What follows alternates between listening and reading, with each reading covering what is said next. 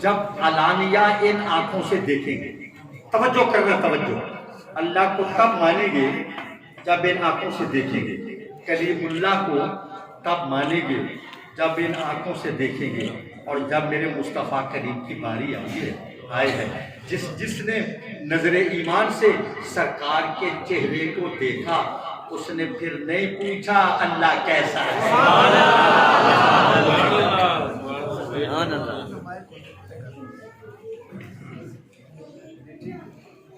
توجہ فرمائی آپ نے، جس نے نظر ایمان سے سرکار کے چہرے کو دیکھا، اس نے پھر نہیں پوچھا اللہ کیسا ہے، اس نے کہا ہم خدا کے کبھی قائل بھی نہ تھے، تجھ کو دیکھا تو خدا کیا۔ اب آقا دنیا میں تشریف لائے، یا رسول اللہ آپ نے اللہ کو دیکھا ہے؟ فرمایا رأیت ربی فی احسن صورہ، میں نے اپنے رب کو، کیا انداز ہے، میں نے اپنے رب کو صورت احسن میں دیکھا ہے، اور اے مجھے دیکھنے والوں، من رآنی فقد رأى الحق، جس نے مجھے دیکھا اس نے حق کو دیکھا۔ سر سے لے کر پاؤں تک تنویر ہی تنویر ہے، سبحان اللہ، ہولے ہولے سبحان اللہ، سر سے لے کر پاؤں تک تنویر ہی تنویر ہے، جیسے منہ سے بولتا قرآن وہ تقریر ہے، سوچتی ہے دل میں دنیا مصطفیٰ کو دیکھ کر وہ مصور کیسا ہوگا جس کی یہ تصویر ہے۔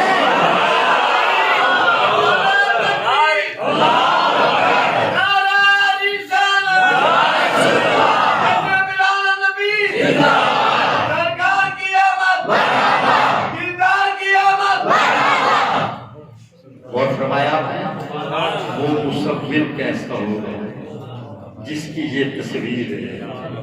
آقا حضرت حضور غزالی زمان سیدی و مرشدی رحمت اللہ علیہ فرماتے ہیں کہ سرکار اس زمین پر اللہ کی ربوبیت پر سب سے زندہ و پائندہ دلیل، حسن فطرت، شاہکار قدرت، اور اللہ کے جلال و کمال کا مظہر بن کے تشریف لائے۔ دیکھیں اگر آقا اٹھیں، توجہ، تو فلک کو عروج ملے، توجہ، اٹھیں تو فلک کو عروج ملے، بیٹھے تو دھرتی کو سکون ملے، ان کو غصہ آئے تو جہنم ابلنے لگے، اور وہ مسکرائیں تو جنت مچلنے لگے، وہ اشارہ فرمائیں تو چاند شک ہو جائے، وہ اشارہ فرمائیں سورج شک ہو جائے، وہ اشارہ فرمائیں اور جس کے پسینے سے، ہائے جس کے پسینے سے پھول مہکنے لگے، جس کی گفتگو سے اناگل چہکنے لگے۔ میرے آقا کا مقام و منصب یہ ہے کہ آقا بولے تو رفتار عالم گوش بر آواز ہو جائے، سرکار رکے رفتار عالم رک جائے، آقا چلے کارخانہ قدرت چلے جائے۔ میرے آقا کسی قانون کے پابند نہیں ہے، بلکہ قانون میرے مصطفیٰ کا پابند ہے۔ آپ محلل بھی ہیں، محرم بھی ہیں۔ اور فرمایا سرکار کا مقام و مرتبہ یہ ہے۔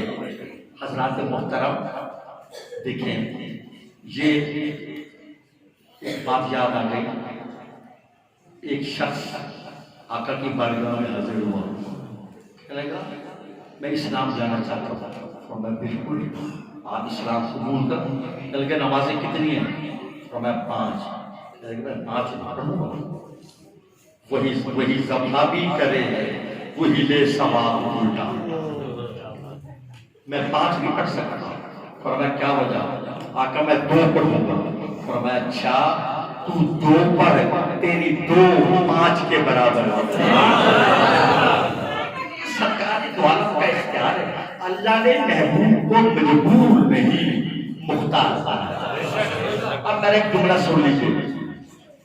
سرکار دو عالم نور مجسم صلی اللہ علیہ وسلم نے ہر نبی کی تصدیق فرمائی ہے نا. بولو. اب میرے نبی کو سب سے آخر میں تشریف لائے. اب آقا کے بعد کسی نبی کو آنا تھا نیا نبی، کسی پیغمبر کو پیدا ہونا تھا. تو میرے آقا کی وہ جس نے از آدم تا عیسیٰ علیہ السلام سب کی تصدیق کی، اس کی تصدیق کے لیے اللہ نے ابو بکر صدیق کا انتخاب کیا. والذی جاء بالصدق وصدق بہ اولئک ھم المتقون. جو سچ لے کر آیا اور جو اس کی تصدیق کرتا ہے یہی متقی ہے. نبوت کے بعد صدیقیت کا درجہ، نبیوں کے بعد صدیقیت کا مقام. فَأُولَٰئِكَ مَعَ الَّذِينَ أَنْعَمَ اللَّهُ عَلَيْهِمْ مِنَ النَّبِيِّينَ وَالصِّدِّيقِينَ وَالشُّهَدَاءِ وَالصَّالِحِينَ. پہلے نبی ہیں، پھر صدیق ہیں، پھر شہید ہیں، پھر ولی ہیں. اِذْ يَقُولُ لِصَاحِبِهِ لا تحزن ان اللہ معنا. جب پیغمبر اپنے صاحب سے کہہ رہے تھے، اپنے ساتھی سے کہہ رہے تھے غم نہ کر اللہ ہمارے ساتھ ہے. میں آپ سے پوچھتا ہوں 1,24,000 صحابہ یا کم و بیش آخری حج کے موقع پہ 1,24,000 صحابہ، ٹھیک ہے. کسی صحابی کی صحابیت پر قرآن نے مور نہیں لگائی. کسی کی صحابیت کا انکار گناہ ہے، کفر نہیں ہے. کیوں حضرت؟ کسی اور صحابی کو صحابی نہ مانے کفر نہیں. ابو بکر صدیق وہ واحد ہستی ہے کہ جن کی صحابیت پر قرآن گواہ ہے اور ان کی صحابیت کا منکر نص قرآنی کا منکر ہو کر کافر ہو جاتا ہے.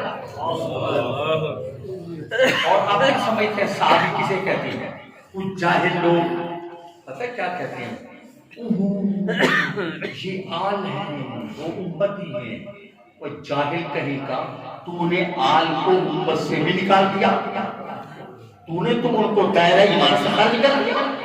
حضرت جو امتی نہیں ہے وہ تو مومن نہیں.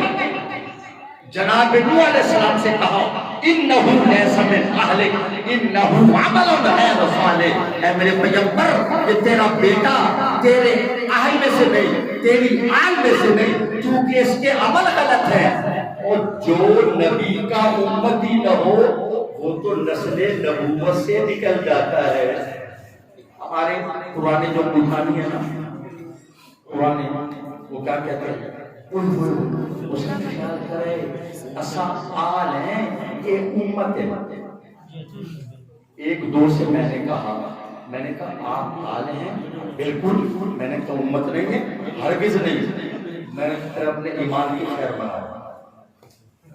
امتی نہیں تو آپ مسلمان بھی نہیں ہو. بولے سیدہ خاتون جنت فاطمہ الزہرا رضی اللہ عنہا، آپ کی 4 بیٹیاں سرکار کے داماد، آپ کے خلفاء، آپ کے تمام صحابہ امت میں داخل ہیں. میں کہتا ہوں جہاں نبی میرے نبی کی امت میں داخل ہے لتوں میں نورنا. وہ کہتے ہیں جناب حضرت موسیٰ علیہ السلام نے کہا یا اللہ مجھے نبی نہ بناتا، اپنے نبی کی امت بناتا. ان سے کہو خدا کے بندو کیا موسیٰ علیہ السلام نبی کی امت میں داخل نہیں ہے؟ لَتُؤْمِنُنَّ بِهِ وَلَتَنْصُرُنَّ. ضرور میرے رسول پر ایمان لانا اور ضرور ان کی مدد کرنا.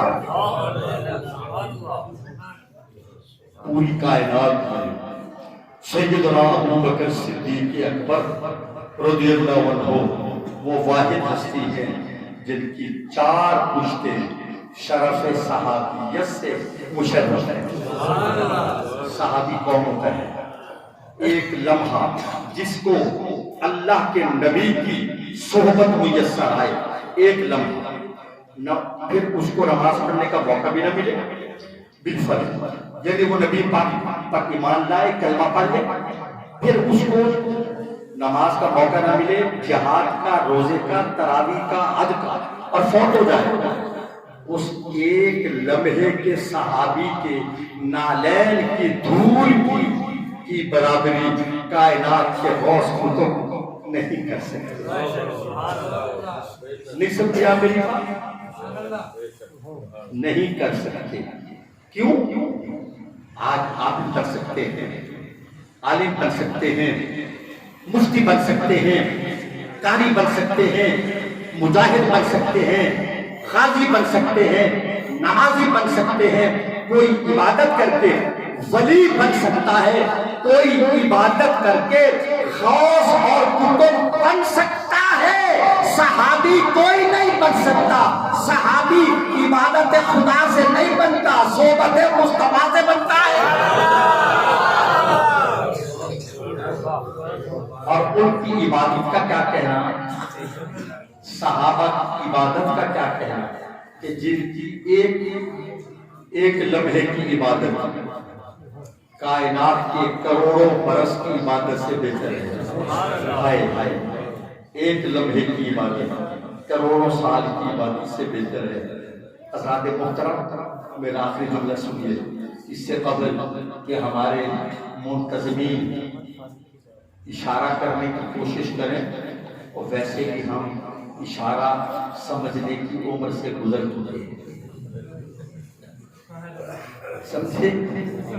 آنکھوں میں اشارے ہو، تم ہمارے ہم تمہارے ہو. حضرت ابو بکر صدیق کی کچھ اچھا ایسے صحابی ہیں، خود صحابی ہیں، باپ صحابی نہیں. اگر باپ صحابی ہے، خود بھی صحابی ہے، تو بیٹے کو شرف صحابیت نہیں ملا. کیونکہ ملا؟ اگر باپ صحابی ہے، خود بھی ہے، بیٹا بھی ہے، پھر پوتا صحابی نہیں ہے. ابو بکر صدیق، میں تیرے قدموں کی دھول پہ قربان جاؤں، خود صحابی، باپ صحابی، بیٹا صحابی، پوتا صحابی، خود امیر المومنین، بیٹی ام المومنین. یہ کیسا گھرانہ ہے؟ اس مبارک مفتی احمد یار خان نعیمی رحمۃ اللہ علیہ فرماتے ہیں، اس مبارک ماں کے صدقے کیوں نہ ہو سب اہل دین، جو ہو ام المومنین بنت امیر المومنین. میں ایک مرتبہ پھر اس مسجد شریف کی اس شان و شوکت، اس کا شکوہ، اس کا پروقار طرز عمارت دیکھ کر بڑا خوش ہوں. اور جن لوگوں نے اس کی تعمیر میں حصہ لیا، جن لوگوں نے اس کے لیے تعاون کیا، اللہ ان کے رزق میں، مال میں برکت عطا فرمائے. جو دنیا سے چلے گئے، اللہ ان کی قبروں کو نور سے بھرے. اور ماشاءاللہ علامہ محمد علی قادری صاحب جیسے درویش اور بے ضرر شریف النفس انسان اس مسجد کے خطیب ہیں. اور حضرت کتنے سال سے؟ اللہ، ایک عمر. نوید سومرو صاحب کہہ رہے تھے کہ مولانا محمد علی صاحب اگر یہاں ایک اشارہ کریں پورے علاقے میں، تو قوم ان کے اشارے پہ لبیک کہہ کر جو یہ کہیں گے وہ کریں گے. یہ بہت بڑی بات ہے. مجھے میرا خیال ہے یہاں درس بھی ہوگا، مدرسہ بھی ہوگا، اگر نہیں تو کل وقتی مدرسہ ہونا چاہیے. کل وقتی چلیے مولانا رمضان اقبال صاحب سے رابطہ کر کے کل وقتی مدرسہ ہونا چاہیے، تاکہ بچے بچیاں قرآن کریم حفظ و نادرات تجوید و قراءت سے علم حاصل کریں، صدائیں درودوں کی آتی رہے، جنہیں سن کے دل شاد ہوتا رہے، خدا اہل سنت کو آباد رکھے، محمد کا میلاد ہوتا رہے، وما علینا الا البلاغ۔